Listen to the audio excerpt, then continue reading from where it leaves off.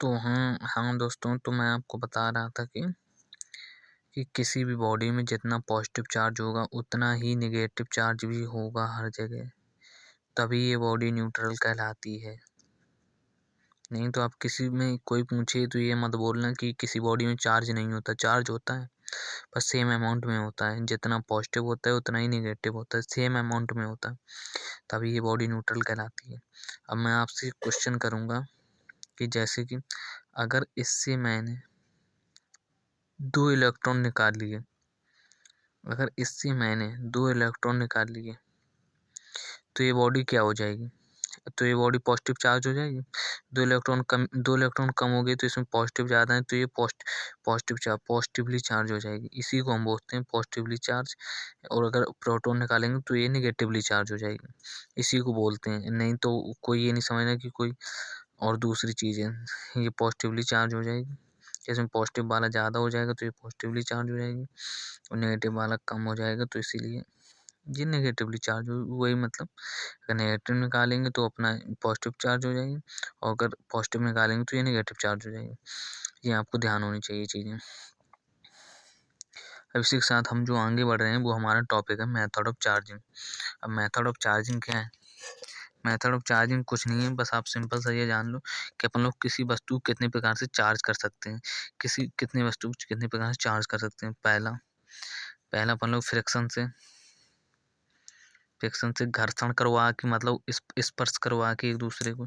स्पर्श कैसे? जैसे कि ये 2 ऑब्जेक्ट हैं, इन दोनों को हम स्पर्श करवा दें, इसको इसी के साथ रगड़वा दें तो एक पे पॉजिटिव चार्ज आ जाएगा, जैसे दूसरे पे नेगेटिव चार्ज आ जाएगा, तो ये दोनों बॉडी चार्ज हो जाएंगे। और इसी पे अपने जो बादल रगड़ते हैं, बादल अपने रगड़ते हैं, उसी के कारण बिजली निकलती है। वो इसी का कॉन्सेप्ट है कि जब वो रगड़ती हैं तो उनमें चार्ज आता है, चार्ज आने के बाद इसीलिए वो अपना चार्ज कहीं ना कहीं तो डिस्ट्रीब्यूट करेंगे, चार्ज ओवरलोड हो जाता है। इतना ज़्यादा चार्ज वो प्रोड्यूस करती हैं, जो इतना ज़्यादा चार्ज प्रोड्यूस करती हैं, इसी कारण ओवरलोड हो जाता है।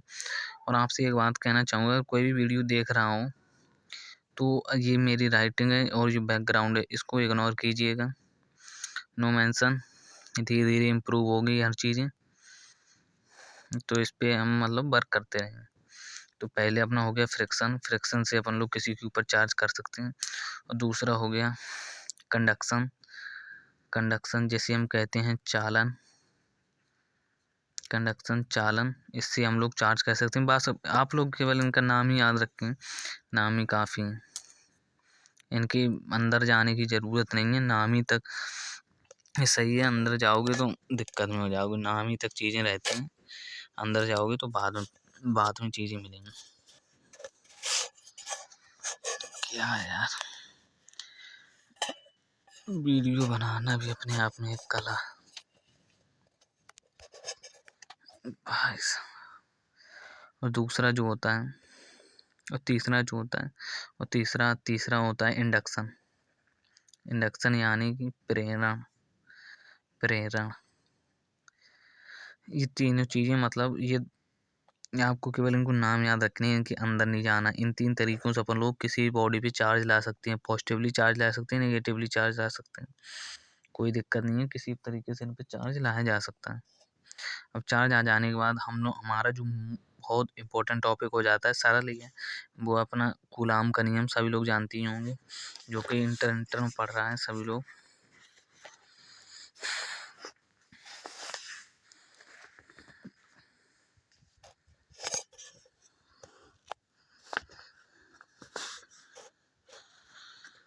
तो अपना जो नेक्स्ट टॉपिक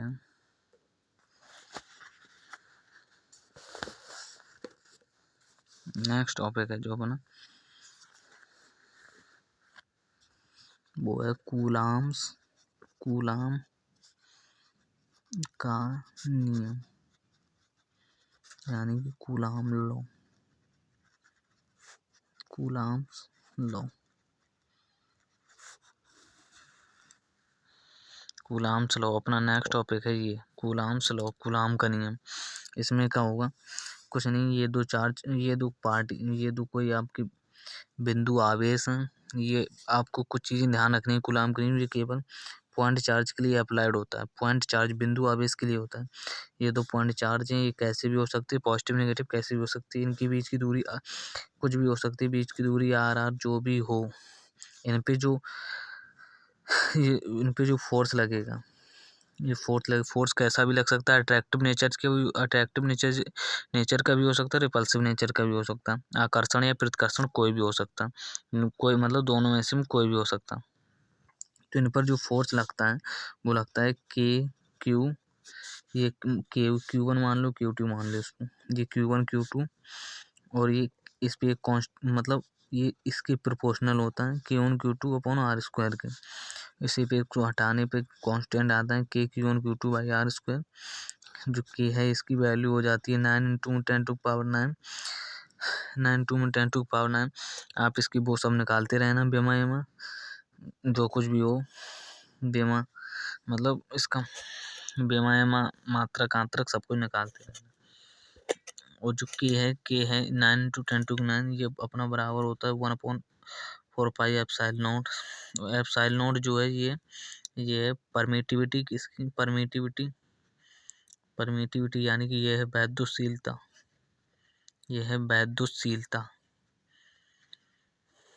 किस चीज़ की है, निर्वात या वायु या हवा की वैद्युतशीलता, हवा की। वैसे भी किसी अपन लोग जैसे किसी चार्ज को पानी में रख दें तो उसकी वैद्युतशीलता अलग बदल जाएगी, किसी को पेट्रोल में रख दें उसकी वैद्युतशीलता बदल जाएगी, मतलब हर एक के लिए जो परमिटिविटी होती है वो अलग होती है। अपन लोग हाँ उसी के बेस पे ये लेते हैं, एप्सिलॉन नॉट उसी के बेस पे लेते हैं, परमिटिविटी अलग अलग होती है। तो ये जो परमिटिविटी है किसकी है, निर्वात या वायु की। तो अपना ये सब हो गया। अगर जैसे बेमा एमा निकालनी हो किसी को, कोई बेमा एमा ले भाई, इसकी कूलाम स्क्वायर प्रति मीटर स्क्वायर, देखो पहले के की बेमा निकाल लो भाई, ले के की बेमा का हो जाएगी F R square Q1 Q2, तो इसकी MLT-2 आर स्क्वायर की एल स्क्वायर अपॉन में इसकी 80 और इसकी भी 80, तो ऊपर जाएगा a⁻⁻2 और ये t की पावर स्क्वायर हो जाएगा, ऊपर जाएगा t की पावर -4 m, और ये हो जाएगा L3, ये हो जाएगी इसकी के की, ये है के की पेमा, के का मात्रक क्या निकाल ही लोगे, सब कुछ सब सरल चीज़ें, ये मात्रक आंत्रक अपने निकालते रहना, सब ऐसा ही पद्धति में चलेगा, सब MKS में, सब MKS में लेना। ये आपका हो गया इतनी चीज़ें इसके बारे में।